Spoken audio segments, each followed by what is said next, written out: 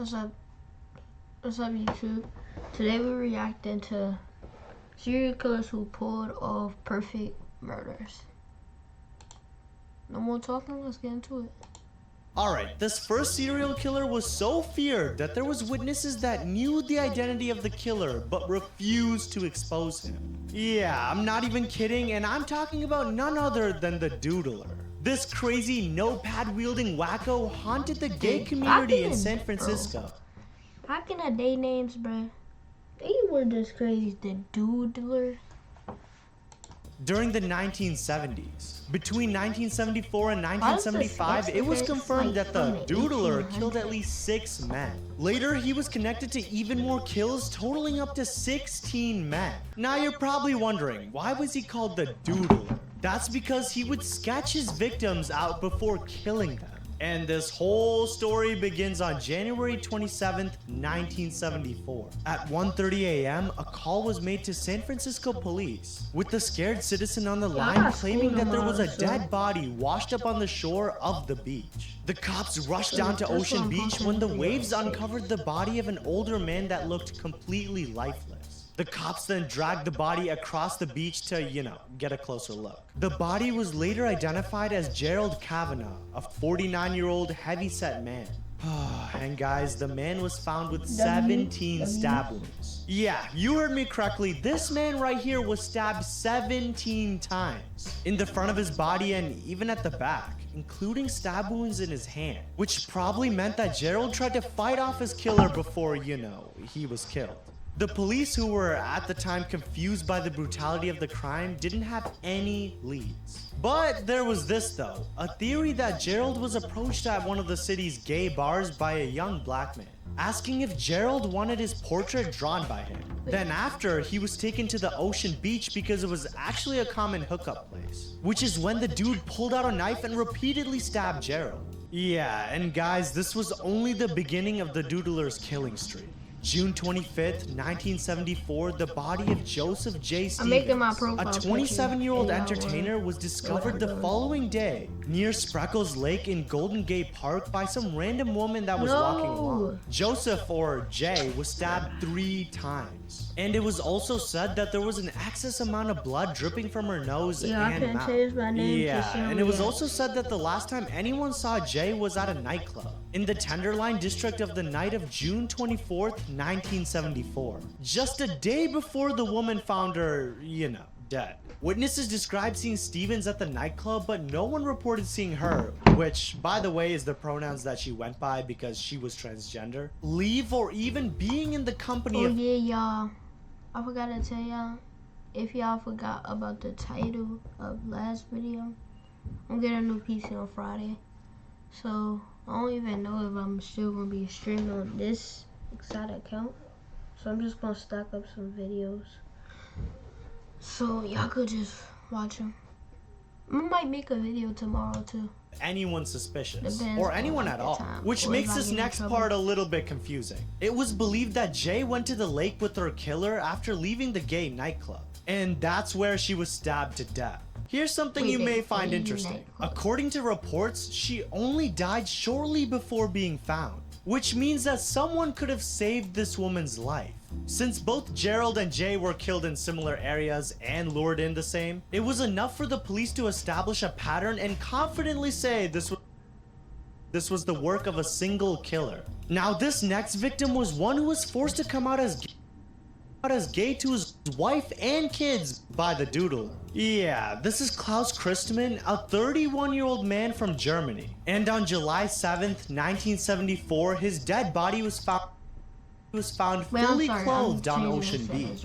That's the same place that Gerald Kavanaugh was found, by the way. But this time, Klaus's body was found with 15 stab wounds, and his throat was slashed wide open. Now, unlike the other victims, Klaus was married and had children. And remember, the ammo for the Doodler was men that he could find at the gay bars or nightclubs. Yeah, I know what you're about to say, but this man was also found with the makeup tube in his pocket, meaning that he probably put on makeup before going out. This is not me hating, by the way. I'm just pointing out that the makeup provided the police with reasonable suspicion to believe that despite being married, this man still fit the victim profile. Anyways, after 3 kills, what do we know about this killer? He would meet his victims at gay bars or clubs, sketch them, and then lure them into a secluded areas, probably offering, then obviously kill them. Here's the part that will shock you. Ready? Listen to this. The police interviewed hundreds of people, but any surviving victim of the doodler would not come forward. Because get this, they didn't want to be outed for being homosexual or being known as having intercourse with other men. Okay, I know this is a sensitive topic, but if you were the victim, would you willingly withhold information that could capture a mass serial killer just to hide your sexuality? Again, I repeat, I am not saying that what they did was wrong or right. I just simply want to know your opinion and comment what, you think in the comments. Anyways, as you can imagine, this made it even harder for the police to build a case against the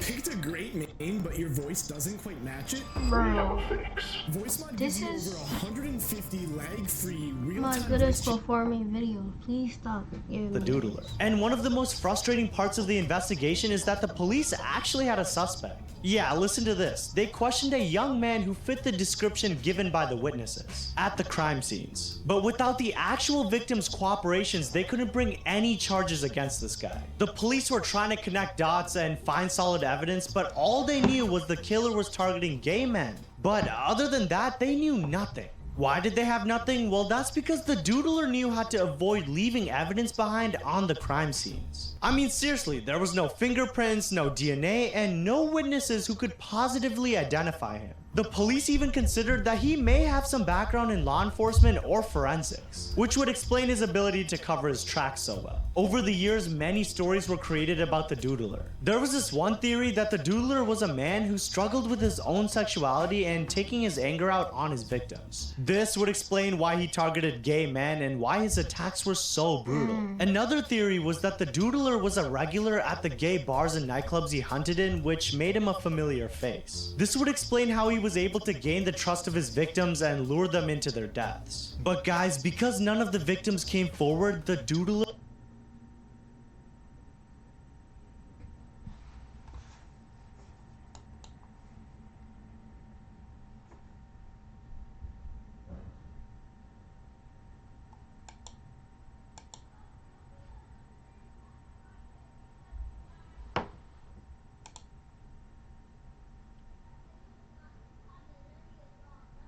was never caught. Keep in mind that these crimes were from 1975, so he could very much still be alive. And by the way, the only reason the police even knew about the doodles in the first place was from the witnesses' stories, who, by the way, never officially came forward. I guess you can call them sketchy. Nope, that was a bad joke.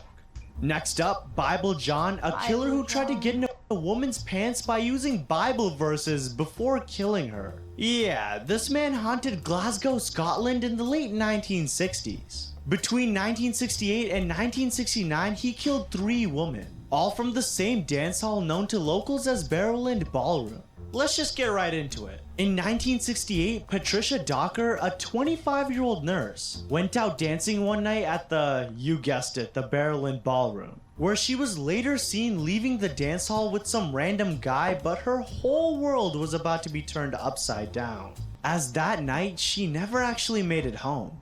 February 23rd, 1968, when the sun came up the next morning, a man was walking on his way to work when he found Patricia's body only yards, or for some of you weirdos watching this video, feet away from her home in Langside Place. Her body had evidence of extensive blunt force trauma to the face and head. Oh, and it was also believed that she was strangled to death with a belt. Yeah, you heard me correctly, with a belt. Only 1 year later, on August 16th, 1969, Jemima McDonald, a 31-year-old who, by the way, had 3 kids waiting at home for her, also went out dancing one night at Barrowland. And just like Patricia, she was last seen leaving the ballroom with another strange man. Or in this case, the same strange man. Are we starting to see a pattern here? Anyways, her body was found just a few days later in an old building, where she'd been found beaten, strangled, and assaulted in the, It was after this killing that the police noticed the pattern of the woman leaving the ballroom with the mysterious man, only to turn up, less alive than when they left. Now, this next victim was the closest the cops got to catching Mr. Bible John. The final victim was Helen Putta, a 29-year-old woman who went out on October 31st, 1969. And oh, a spooky Halloween it was. She was last seen with her sister Jean and two men both named John, funny enough. After a night of dancing, drinking, flirting, and having fun, Helen decided to get into the back of an old yellow taxi with her sister and Bible John, who, by the way, found it proper foreplay etiquette to talk non-stop about the Bible. Nothing like some Bible study to get warmed up for the nasty, huh? I'm sorry, this is not the time to be cracking jokes. That's my bad. Anyways, in the taxi, the man would talk about how disgusting it was that married people would go to the dance hall, and spoke about all the adulterous women in there, while quoting something from the Bible, of course. When the taxi reached Helen's sister Jean's stop, she got out of the taxi, leaving Helen and Bible John in it. But Jean didn't know that this would be the last night that she would ever see her sister Helen alive. And guys, the next morning, Helen's body was found by a man walking his dog. She had, like the others, been assaulted, you know, and strangled as well. Yeah, this guy definitely had a pattern. 3 women all killed after a night dancing, and the killer seemed to know exactly what he was doing because he left no clues behind. The police interviewed hundreds of people, put out a sketch, and even had undercover officers at the Barrowland Ballroom. This isn't just any chat, it's ClickUp chat. Sure, you can tag your team, ask questions. Bro, I'm sorry about the ass, bro. The sketch was based on Jean's description, showing a tall, slim man with reddish hair, and in Scotland that really narrows things down. The police also wondered if the killer was actually a regular at the ballroom. You know, someone who knew the place well. The investigation hit many dead ends. One popular theory is that Bible John was Peter Tobin, a guy who was actually later convicted as a serial killer. Alright, it wasn't known at the time if Tobin was in Glasgow at the time of the murders. Although he does fit the description pretty well. I mean, look at this. But there's no concrete evidence linking him to the Bible John killings. So it just remains a theory. Meaning that this horn dog spitting Bible quotes before slaughtering innocent women could be watching this very video. Hell, he could even be subscribed. I mean, now that I mention it, you should probably join the 26,000 of us and hit that subscribe button. Now let's talk about the servant girl annihilator who between the... Alright. That was a good video. I hope y'all enjoyed the video. It's not going to be that long, but we got more bangers coming y'all way. Damn, it's laggy. We got more bangers coming y'all way. I hope y'all enjoyed the video. It's gonna be a gaming video probably the day after tomorrow. But hope y'all enjoyed the video and peace out.